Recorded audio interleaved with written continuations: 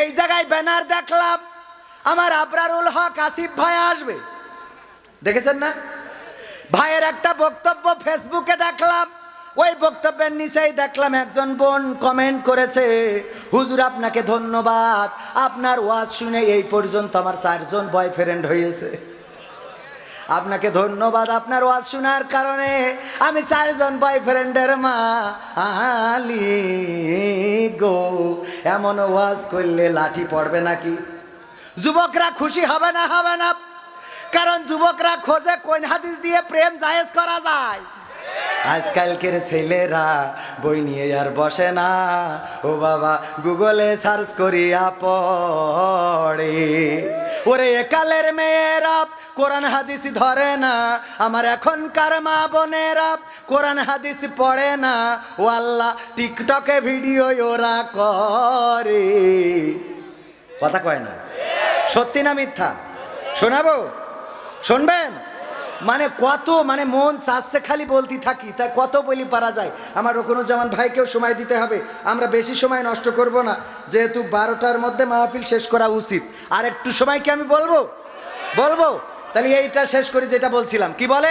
ও মুখ হুজুর ওয়াজ করে কত মধুর সুর, কবরেতে গেলে পাবো 70,000 হুর। অনেক দোয়া আছে পড়লে কোটিতে সওয়াব, সারা জীবন পাপ করিলেও পেয়ে যাব মাপ। বাপ দাদার নাজাত দিতে করেছি 40, আমার বেলায় 4টা গরু গোয়াল ঘরে পুষা। আমিও ভাই কিছুটা জানি, মানি না তা না, ছোটবেলায় শিখেছিলাম আলিফ বা তা সা।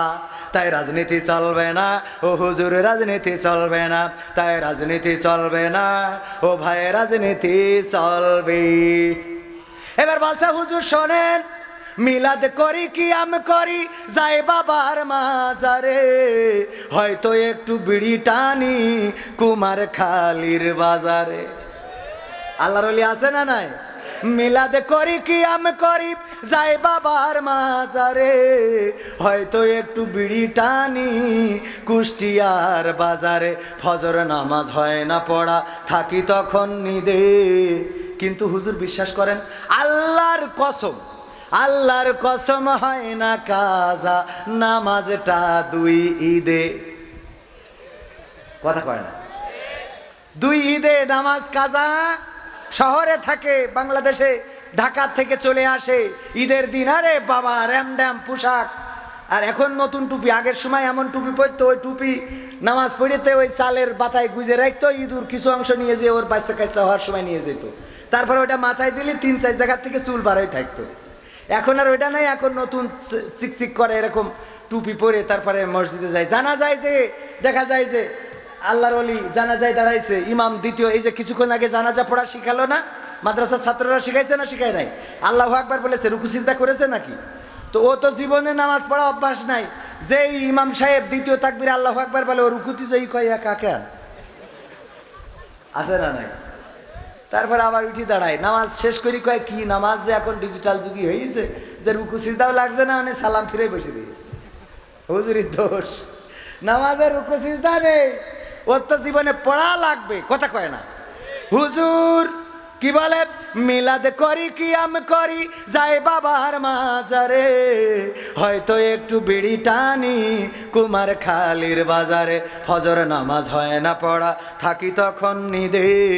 আল্লাহর কসম হয় না কাজা নামাজটা 2 ঈদে।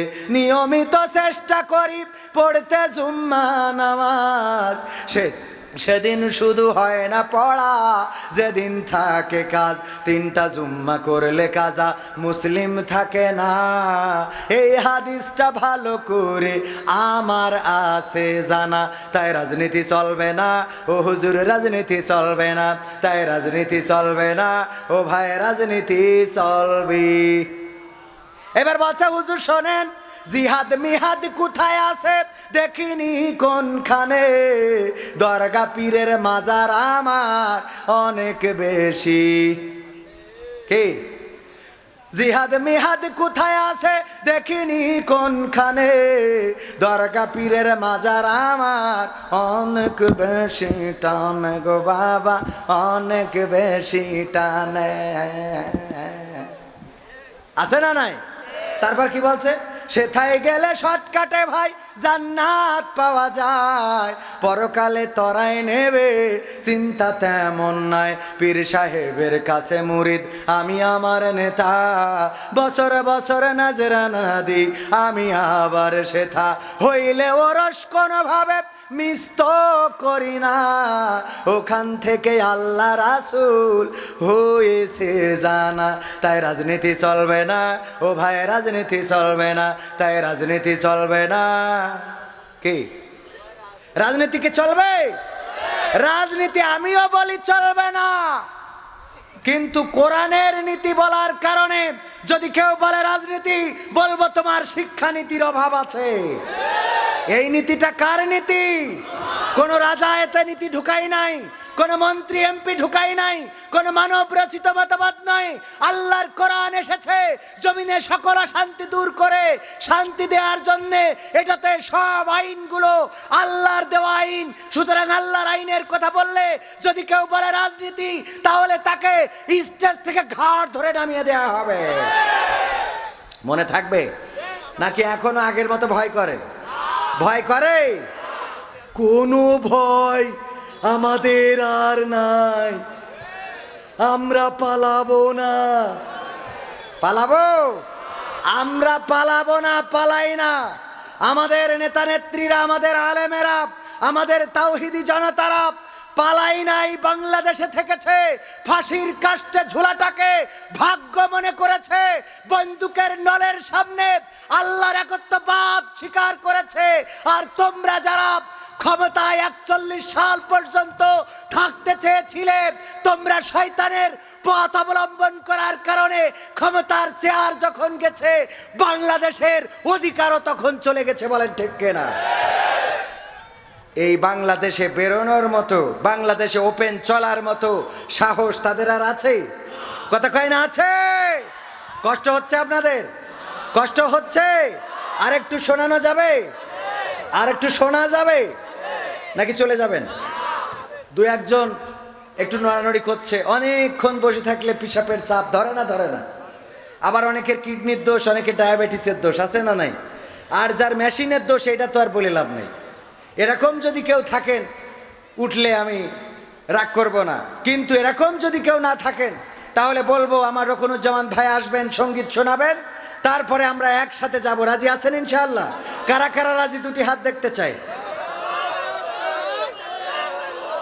আপনারা যে কিভাবে তাকবীর দেবেন আমার বোঝা হয়ে গেছে। দেখি তাকবীর দেওয়ার মতো শক্তি আপনাদের আছে কিনা, ট্রাই করব, চেক করব। আমরা যেভাবে 1952-তে বুকের তাজা রক্ত ঢেলেছিলাম, আমরা 1971-এ যেভাবে বুকের তাজা রক্ত ঢেলেছিলাম, 2024-এর 5ই আগস্টে যেভাবে বুকের তাজা রক্ত ঢেলে দিয়ে এই স্বৈরাচার মুক্ত বাংলাদেশ এনেছিলাম, একইভাবে যদি ডাক আসে আল্লাহর দিন কায়েমের জন্যে, কোরআন কায়েমের জন্যে, যদি লড়াইয়ের ডাক আসে, দিন কায়েমের জন্যে যদি রাজপথে আন্দোলন করার ডাক আসে, তাহলে সেই ডাকে সাড়া দিয়ে আমরা রাজপথে থেকে মিছিলে মিছিলে মুখরিত করে আল্লাহর দিন কায়েম করার জন্যে সম্মুখ পানে এগিয়ে যেতে যদি হয়, এগিয়ে যাব। যদি বন্দুকের গুলি আমাদের বক্ষচ্ছেদ করে, যদি আমাদের রক্ত জমিনে পড়ে, আর সেই রক্তে যদি জমিন ভরপুর হয়ে যায়, সেই রক্তের সাগরে সাঁতার কেটে কেটে একটি রক্তাক্ত বিপ্লবী কালেমার পতাকা, কোরআনের পতাকা ওড়ানোর জন্য কারা কারা প্রস্তুত আছেন দেখতে চাই।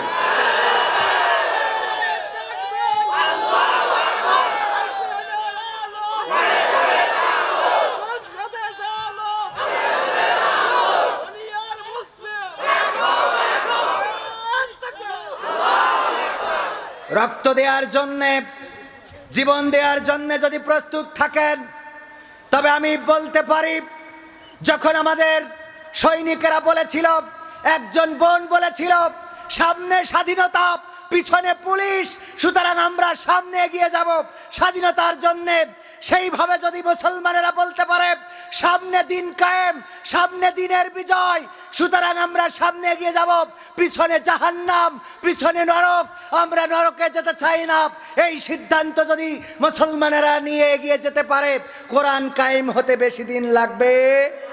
বেশি দিন লাগবে? রক্ত লাগলে দিতে রাজি আছেন? মিছিলে যাওয়ার দরকার হলে যেতে রাজি আছেন? সংগ্রামে থাকতে হলে থাকতে রাজি আছেন? টাকা লাগলে দিতে রাজি নাই? কারা কারা হাত উঁচু করেন? আপন আপন বলিস কারে, কেউ তো আপন হয় না। আপন আপন বলিস কারে, কেউ তো আপন হয় না। স্বার্থ ছাড়া এই ভুবনে আপন তো কেউ রয় না।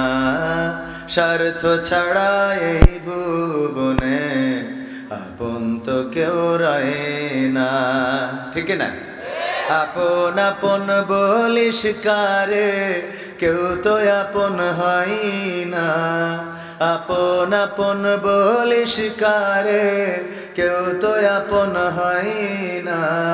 স্বার্থ ছাড়া এই ভুবনে আপন তো কেউ রয় না। স্বার্থ ছাড়া এই ভুবনে আপন তো কেউ রয় না। চোখ বুঝিয়া ভাবর মন, কে তোর আপন জন। ভালোবাসা পাওয়ার জন্য আছে কি কারণ?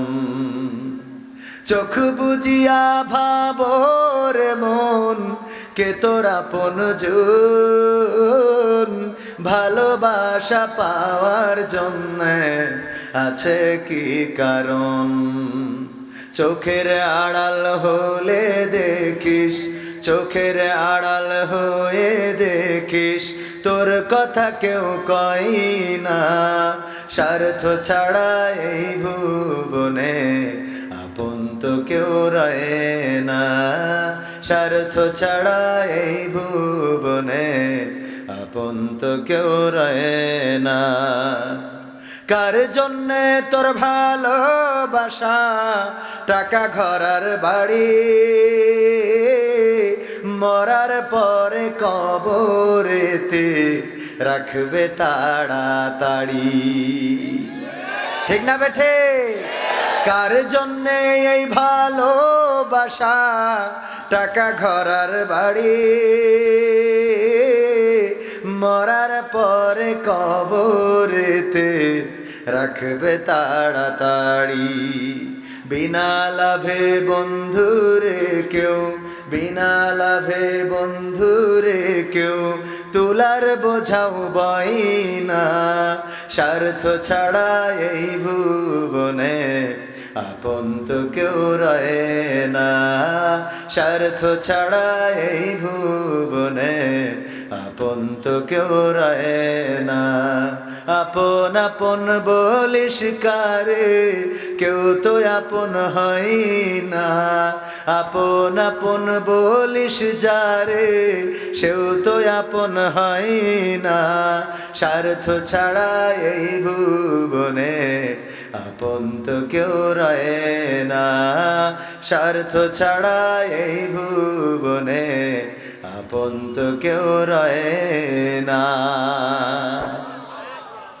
মারহাবা বলা যাবে না? আরেকটু জোরে।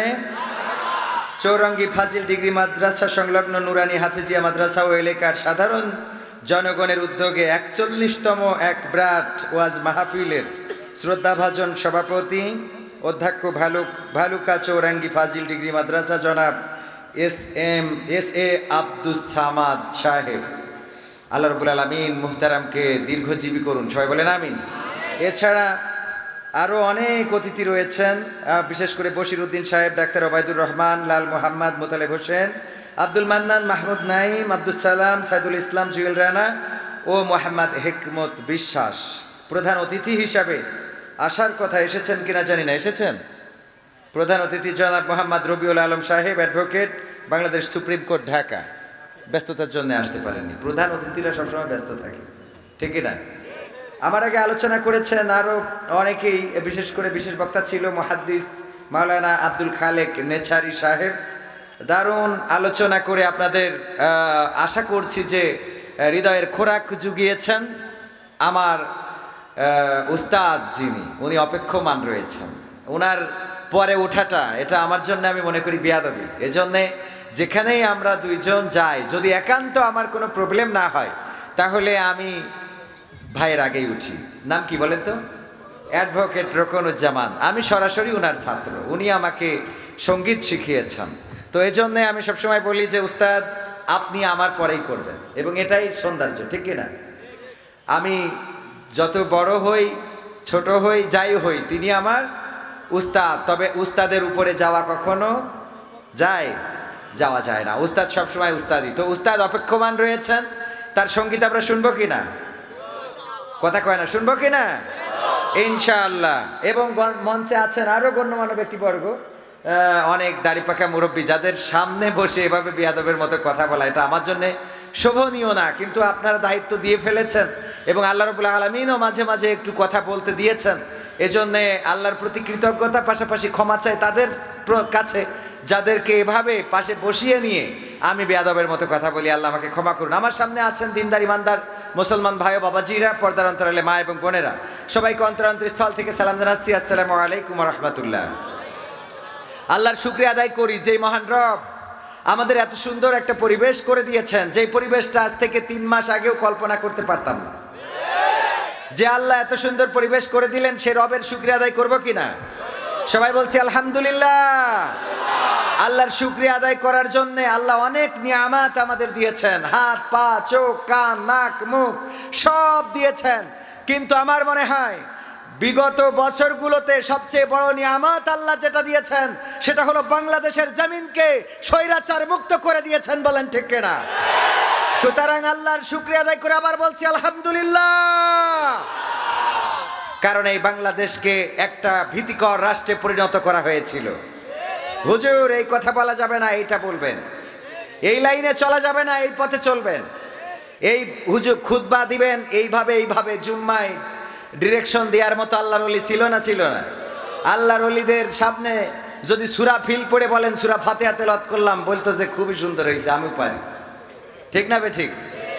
সূরা ফিল পড়ে যদি সূরা ফাতিহা বানাই দেন তাও অসুবিধা নেই, সূরা ফাতিহা পড়ে সূরা ফিল বানাইলেও অসুবিধা নাই। হেই আবার খুতবায় খতিবকে দিক নির্দেশনা দেয়, হুজুর এই লাইনে কথা বলা যাবে না। এরকম আল্লাহর ওলি আছে না নাই? এখনো যারা আছে, মসজিদগুলো সংস্কার হওয়ার দরকার আছে না নাই? মসজিদের দুঃখ কষ্ট বুঝবে তো তারা যারা এই দুঃখ কষ্ট পার করে এসেছে। সুতরাং একটা মসজিদের সভাপতি হবে সে যে আগে ইমামতি করত। সাবেক ইমামকে মসজিদের সভাপতি বানিয়ে দিবেন। কেন মসজিদের সভাপতি বানাবেন? কারণ সাবেক ইমাম তিনি জানেন একজন ইমামের কত কষ্ট। 5 ওয়াক্ত নামাজ পড়াতে গেলে অন্য দুনিয়াবি আর কোনো কাজ করা তার জন্য হয়ে ওঠে না। সুতরাং ওই ইমাম বুঝবেন যে 5 ওয়াক্ত নামাজ পড়ানো কত কষ্টের কাজ, সুতরাং বেতন তাকে কতটুকু দিতে হবে এটা সাবেক ইমামই বুঝবেন। ঠিক না বে ঠিক? সভাপতি পিছন দিয়ে কামায়, সামনে দিয়ে কামায়, খাটের নিচেই টাকা রাখে, আবার সিন্ধুকের মধ্যেও রাখে। ঠিক না বে ঠিক? আর ইমাম একটু বেতন বাড়াইতে কইলে কয় হুজুর আপনাদের শুনি চাহিদা কম। তাই এ তো চাহিদা শেষ হচ্ছে না, আমাদের চাহিদা কম। কথা কয় না? টাকা খালি তোমাদের লাগে সুইস ব্যাংকে রাখার জন্য, আর আমাদের তো অ্যাকাউন্টও খুলতে পারলাম না। ঠিক না বে ঠিক? তো এই অবস্থাগুলো যে সব মসজিদগুলোতে আছে, সেই মসজিদগুলো সংস্কার হওয়ার দরকার আছে না নাই? আল্লাহর শুকরিয়া আদায় করছি আলহামদুলিল্লাহ যে আমাদের এখন সংস্কার করার সময় এসেছে। এখন কি হবে? সংস্কার হবে। অন্যায় যেখানে প্রতিবাদ সেখানে প্রতিরোধ সেখানে। এখন অন্যায়ের প্রতিবাদ করলে যদি কেউ বাধা দেয় তাহলে সেটাকেও অন্যায়কারী মনে করে তার সেখানে প্রতিরোধ করা হবে। অন্যায় কাজে বাধা দেয়া যাবে। এই বাংলাদেশ কারো বাবার নয়, রক্ত দিয়ে 1971 এই বাংলাদেশ আনা হয়েছে, 1952-তে রক্ত দিয়ে ভাষা আনা হয়েছে, 2024-এ যারা রক্ত দিয়েছে ম্যাক্সিমাম ছাত্রগুলো নামাজি রোজাদার। তারা যেদিন শহীদ হয়েছে অনেকের খবর এসেছে ওই দিন তারা রোজা রেখেছিল। বলেন ঠিক কিনা? সুতরাং এই জমিনে রক্ত পড়েছে মুসলমানের রক্ত। এই জমিনে যারা শহীদ হয়েছে মুসলমানেরাই বেশি জীবন দিয়েছে। সুতরাং এই জমিনকে পুত পবিত্র করার জন্য আন্দোলন আন্দোলন শুরু হয়েছে এবং এটা চলমান থাকবে ইনশাআল্লাহ। এই আন্দোলন কি থামিয়ে দেয়া যাবে? না আমরা থেমে যাব? থেমে যাব? বঙ্গবন্ধুর চামড়া নিয়ে ডুগডুগি বাজাইতে চাইছিল একজন, নাম মনে আছে? নাম কি? নাম কি? আজকে না, ইনু না, ইনু তো ট্যাঙ্কের উপরে লাফ দিছিল। মতিয়া, আজকে তিনি নাই। ইন্না লিল্লাহি ওয়া ইন্না ইলাইহি রাজিউন পড়লে অসুবিধা নেই। অনেকেই আলহামদুলিল্লাহ পড়ে। আলহামদুলিল্লাহ পড়ে কেন? এটা আসলে আলহামদুলিল্লাহ পড়া ঠিক না। যেই মারা যাক না কেন, মুসলমান হইলে অবশ্যই ইন্না লিল্লাহি পড়বেন। তো এমন কাজ করে ফেলেছে যে মারা যাওয়ার পরে আসলে আলহামদুলিল্লাহ নিজের অজান্তে বের হয়ে যায়। ঠিক না বে ঠিক? কারণ আমরা আল্লাহর শুকরিয়া আদায় করি যখন খুশি হই, কথা কয় না। আর ইন্না লিল্লাহ পড়ি যখন মুসিবতে পড়ি, বিপদে পড়ি, তখন আমরা ইন্না লিল্লাহ পড়ি। তো আমরা যখন হঠাৎ করে অ্যাক্সিডেন্ট করেছি ওই সময় আলহামদুলিল্লাহ বলি, ইন্না লিল্লাহ বলি। তো বিপদ মুক্ত হয়েছি, হঠাৎ করে আপনি অপারেশন থিয়েটারে অপেক্ষমান, আপনার স্ত্রী ওপাশে রয়েছে, ডাক্তার এসে যখন বলে যে আপনি ছেলে সন্তানের বাবা হয়েছেন, তখন ইন্না লিল্লাহি ওয়া ইন্না ইলাইহি পড়ে কেউ? কি বলে? আলহামদুলিল্লাহ। এত আনন্দ পায়। তো এই মানুষগুলো এতটাই জুলুম করেছে এই দেশে, আলেমদের সাথে বেয়াদবি করেছে, যুগের শ্রেষ্ঠ সন্তানদেরকে কারারুদ্ধ করেছে, জাতির শ্রেষ্ঠ সন্তানদেরকে ফাঁসির কাস্টে ঝুলিয়ে হত্যা করেছে, শহীদ করেছে, গুম করেছে, আয়না ঘর বানিয়েছে। এই মানুষগুলো যখন মারা যায় নিজের অজান্তে আলহামদুলিল্লাহ বের হয়ে যায়। ঠিক না বেঠে? সুতরাং এখন যারা আছেন তারা সাবধান হয়ে যান, তা না হলে আপনাদের মৃত্যুতেও আলহামদুলিল্লাহ বলবে। ঠিক না বেঠিক? সাবধান হওয়ার দরকার আছে না নাই? সাবধান হতে হবে। যদি সাবধান না হন আপনার মৃত্যুটা অন্যের আনন্দের কারণ হয়ে দাঁড়াবে। ঠিক না বেঠিক? অন্যের আনন্দের কারণ হয়ে দাঁড়াবে। এই জন্যে আমরা এই সংস্কারের সময়টাতে দেশটাকে সংস্কার করব, মসজিদ সংস্কার করব, মাদ্রাসা সংস্কার করব। রাজি আছি? যেই মাদ্রাসা অবহেলিত সেই মাদ্রাসা উন্নয়নের জোয়ার সেখানে লাগানোর দরকার আছে না নাই? তৎকালীন মন্ত্রীরা বলতো যেখানে সেখানে ব্যাঙের ছাতার মতো মাদ্রাসা গজিয়ে উঠেছে, বলেছে না বলে নাই? মাদ্রাসা নাকি ব্যাঙের ছাতার মতো গজিয়ে উঠেছে। আজকে মাদ্রাসাগুলো আছে, কিন্তু এই কথাগুলো যারা বলেছিল তাদের আজকে বাংলাদেশের জমিনে শিয়ালের মতো পালিয়ে বেড়ানো লাগছে। বলেন ঠিক কিনা? দিনের আলোতে বের হওয়ার কোনো অবকাশ তাদের আর নাই। কারণ মাদ্রাসার সাথে বেয়াদবি করবা, দাড়ি টুপির সাথে বেয়াদবি করবা, আলেমের সাথে বেয়াদবি করবা, এটা তাদের সাথে বেয়াদবি করা হয় না, এটা বেয়াদবি করা হয় আল্লাহ ও তার রাসূলের সাথে। বলেন ঠিক কিনা? আর আল্লাহ ও তার রাসূলের সাথে যদি বেয়াদবি করে তার দুনিয়ার জীবনে লাঞ্ছনা, পরকালের জীবনে গঞ্জনা আছে না নাই? আল্লাহ তাদের জন্য তৈরি করে রেখেছেন কঠিন জাহান্নামের ভয়াবহ আযাব। সুতরাং সেই জাহান্নামের আযাব থেকে যদি বাঁচতে হয় তাহলে আমাদের কোরআনের কাছে আসার দরকার আছে না নাই? আছে না নাই? সেই কোরআন আমরা যারা শুনতে চাই, বুঝতে চাই, মানতে চাই, তারা আমার মতো মুফাসসির, আমি তো মুফাসসিরই না, মানে আমার মতো মানুষ দিয়ে যদি তাফসীর করাইতে চান তাইলে আপনাদের ভুল হবে। মনে থাকবে কথাটা? আমার মতো মানুষকে আপনারা সঙ্গীতের জন্য নিয়ে আসেন, কিছু আলোচনার জন্য নিয়ে আসেন, কিন্তু তাফসীর করার জন্য এখনো যে যোগ্যতা, যে ইলম দরকার, সেই ইলম এখনো আমি অর্জন করি। তবে চেষ্টা চলছে, কোরআনের ছাত্র হিসাবে চেষ্টা চালিয়ে যাচ্ছি যেন কিছু কথা মানুষকে বলতে পারি, শোনাতে পারি এবং সেই কথাগুলোর আঙ্গিকে নিজেকেও গড়ে নিতে পারি। নাকি নিজেকে গড়বো না, খালি বলবো? করা যাবে এটা?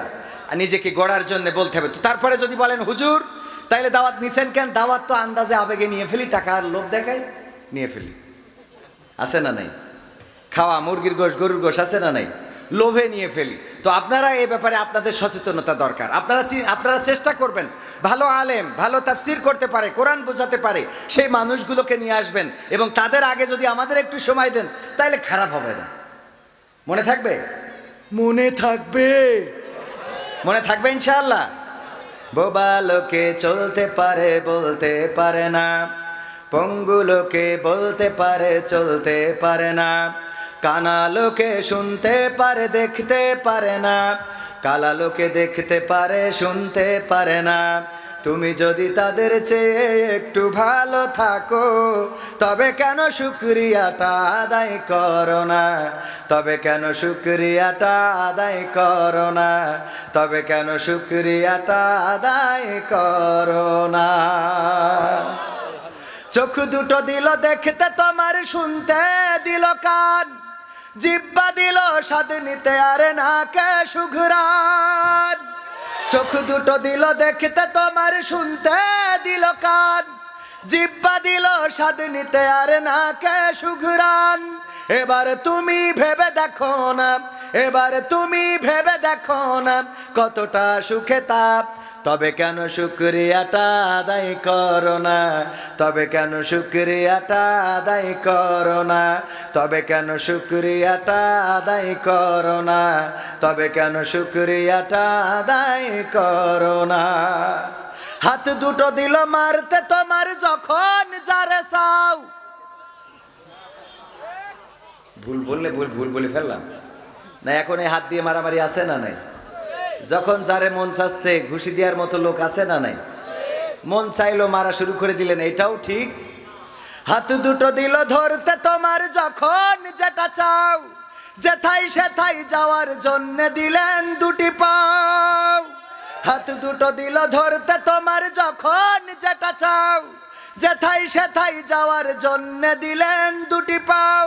হৃদয়ে দিলেন প্রেম মমতা, হৃদয়ে দিলেন প্রেম মমতা, কেন যে বোঝো না, তবে কেন শুকরিয়াটা আদায় করো না, তবে কেন শুকরিয়াটা আদায় করো না, তবে কেন শুকরিয়াটা আদায় করো না, তবে কেন শুকরিয়াটা আদায় করো না। সুখের সমাজ গড়তে দিলেন আল কোরআনের বাণী, পথের দিশাই দিয়েছেন রাসূল আমরা সবাই জানি। কথা কয় না, ঠিক না বেঠিক? সুখের সমাজ গড়তে দিলেন আল কোরআনের বাণী, পথের দিশাই দিয়েছেন নবী আমরা সবাই জানি। শ্রেষ্ঠ নবীর উম্মত মোরা, শ্রেষ্ঠ নবীর উম্মত তোমরা, কদর বোঝো না, তবে কেন শুকরিয়াটা আদায় করো না, তবে কেন শুকরিয়াটা আদায় করো না, তবে কেন শুকরিয়াটা আদায় করো না, তবে কেন শুকরিয়াটা আদায় করো না। বোবা লোকে চলতে পারে বলতে পারে না, পঙ্গু লোকে বলতে পারে চলতে পারে না, কানা লোকে শুনতে পারে দেখতে পারে না, কালা লোকে দেখতে পারে শুনতে পারে না। তুমি যদি তাদের চেয়ে একটু ভালো থাকো তবে কেন শুকরিয়াটা আদায় করো না, তবে কেন শুকরিয়াটা আদায় করো না, তবে কেন শুকরিয়াটা আদায় করো না। আল্লাহর শুকরিয়া আদায় করার দরকার আছে না নাই? বিপদে মুসিবতে যখন যে অবস্থায় থাকি না কেন শুকরিয়া আদায় করবো কার? আল্লাহ রাব্বুল আলামিনের শুকরিয়া আদায় করলে আল্লাহ কি অখুশি হন নাকি নিয়ামত বাড়িয়ে দেন? তাহলে নিয়ামত যদি বাড়িয়ে দেন আমরা আল্লাহর শুকরগুজার করব সর্ব অবস্থায়। আল্লাহ যেটা দিয়েছেন যেটা দেন নাই, আল্লাহ যেভাবে চেয়েছেন যেভাবে চান নাই, সব কিছুতে শুকরিয়া আদায় করব কার? আল্লাহর পরিকল্পনা সম্বন্ধে আমরা কি কিছু জানি? আল্লাহ আমাদের কি দিবেন, কি দিয়ে পুরস্কৃত করবেন একদিন আগেও আমরা বলতে পারি? কথা কয় না। সভাপতি সাহেব যাদের সাথে বড় হয়েছেন সবাই কি বেঁচে আছেন? সবাই বেঁচে নাই, কেউ আগে চলে গিয়েছেন, কেউ বা অসুস্থ আছেন, কেউ বা হাসপাতালে আছেন। অনেক বন্ধুর কথা মনে পড়বে যাদের সাথে একসাথে চলা হয়েছে। দেখেন আজকে আল্লাহ এই পর্যন্ত হায়াত দিয়েছেন বলেই তো বেঁচে আছে, ঠিক কিনা? শেখ হাসিনাও জানতেন না যে এই সময় নির্বাচনের পরে হঠাৎ করে দাদার দেশে চলে যাইতে হবে। কথা কয় না। এই যে আমাদের এক পিচ্ছি এখানে একটা চিরকুট দিয়ে গেছে, হুজুর ক্ষমতায় কেউ স্থায়ী হয় না, হোক না সে খালেদা কিবা হাসিনা, চেয়ারটা চিরকাল রয় না। সঙ্গীতটা শোনাতে শোনাবো, সঙ্গীত শোনাই আলোচনায় যাবো ইনশা। ক্ষমতায় কেউ স্থায়ী হয় না, হোক না সে খালেদা কিবা হাসিনা, চেয়ারটা চিরকাল থাকে না। ক্ষমতায় কেউ স্থায়ী হয় না, মুজিবুর বেশি দিন থাকেনি, জিয়াউর কেউ তো রাখেনি, ঠিক না বেঠিক? মুজিবুর বেশি দিন থাকেনি, জিয়াউর কেউ তো রাখেনি। এরশাদ চলে গেছে পৃথিবী ছেড়ে, এরশাদ চলে গেছে পৃথিবী ছেড়ে, কেউ আজ তার কথা কয় না। ক্ষমতায় কেউ স্থায়ী হয় না, হাসিনা ক্ষমতা ধরে রাখতে আয়না ঘর বানিয়েছিল, জনগণের রোশানলে দাদার দেশে পালিয়ে গেল। হাসিনা ক্ষমতা ধরে রাখতে আয়না ঘর বানিয়েছিল, জনগণের রোশানলে দাদার দেশে পালিয়ে গেল।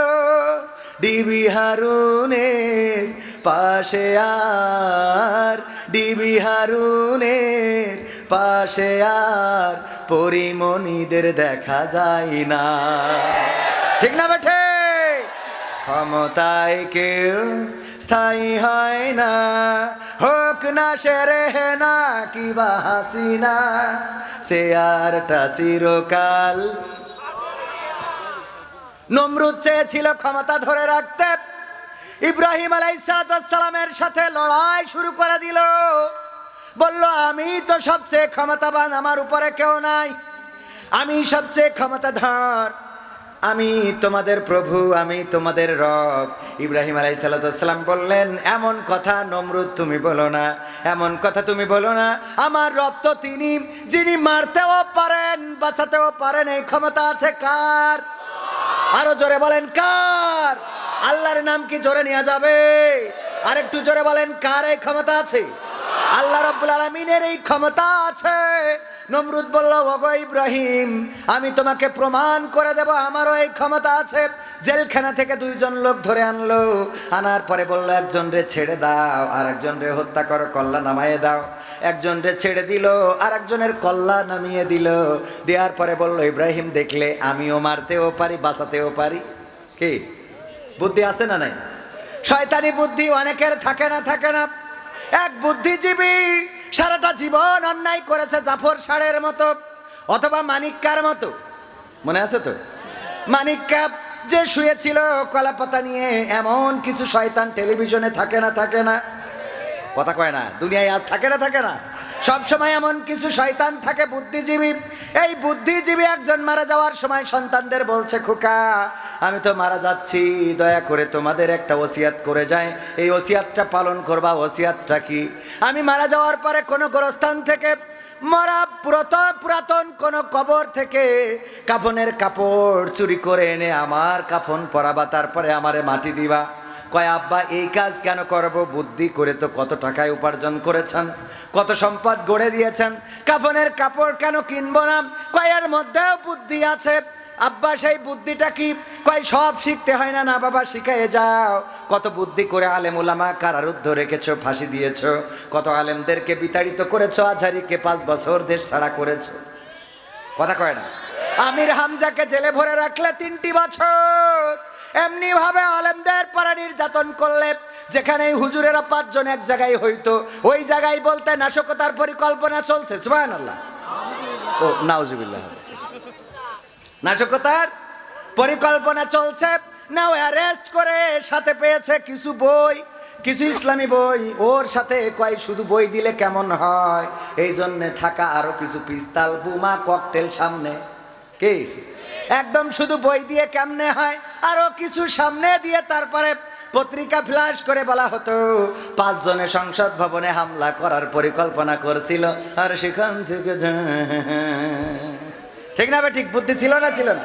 তো বুদ্ধিজীবী বলছে মারা যাওয়ার সময় তুমি আমার কাফনের কাপড় মরা মানুষের কবর থেকে নিয়ে আসবা, তারপরে আমার পুরাতন কবর থেকে নিয়ে আসবা, তারপরে কাফন জড়াবা, মাটি দিবা। বললো বাবা ঠিক আছে করব, কিন্তু বুদ্ধিটা, এই বুদ্ধি কেন করবেন একটু বলে যেতে হবে।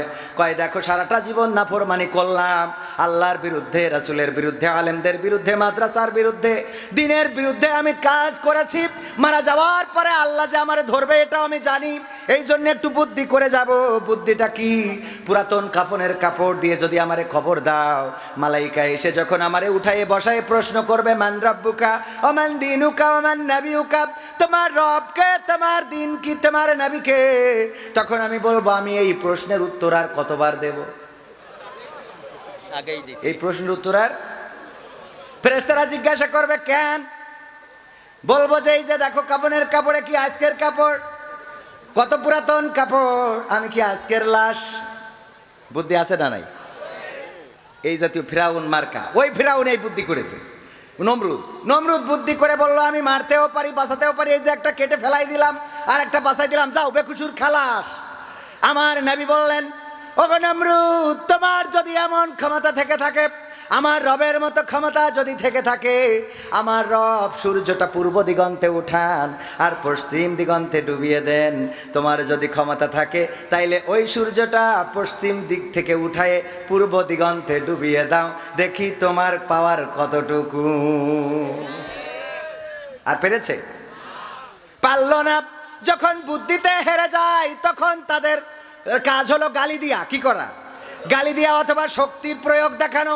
কই তোমার সাথে মারামারি করবো, লাগবা আমার সাথে, লাগবা, মারবো তোমার সাথে, হবে ফাইট। শক্তির পাওয়ার দেখায় না। 5 তারিখেও আমার ছাত্রদের বুকের উপরে গুলি চালানো হয়েছে, নির্বিচারে হত্যা করা হয়েছে আমার ছাত্রদেরকে। পাখির এটা তো বড্ড খারাপ, আপনি তো ভাই সব জানেন, বুঝে শুনে কথা বলে ওয়াজের রীতি টানে। উস্কানি ফুসকানি মূলক বলবেন না কোনো কথা, এই মঞ্চে রাজনীতি ভাই করবেন না অযথা। আমরাও ভাই কোরআন জানি, মানি মোটামুটি, ঝামেলাতে থাকি মাঝে মাঝে নিয়ে ভোটা ভুটি। মক্তবেতে শিখেছিলাম আলিফ বা তা সা, কোরআন হাদিস মোটেও জানি না, এমন কিন্তু না, তাই রাজনীতি চলবে না ও হুজুর, রাজনীতি চলবে না, তাই রাজনীতি চলবে না ও ভাই, রাজনীতি চলবে। এই জায়গায় বলে শেষ করেন। এরপরে কি বলে বলবো? এরপরে বলে হুজুর, ঢাকাতে আমরা এক হুজুর নিয়ে আসিলাম গত বছরের মাহফিলি। আমি বললাম তাতে কি? বলছে অমুক হুজুর ওয়াজ করিল কত মধুর সুর, কবরেতে গেলে পাবো 70,000 হুর। এমন ওয়াজ আছে না নাই?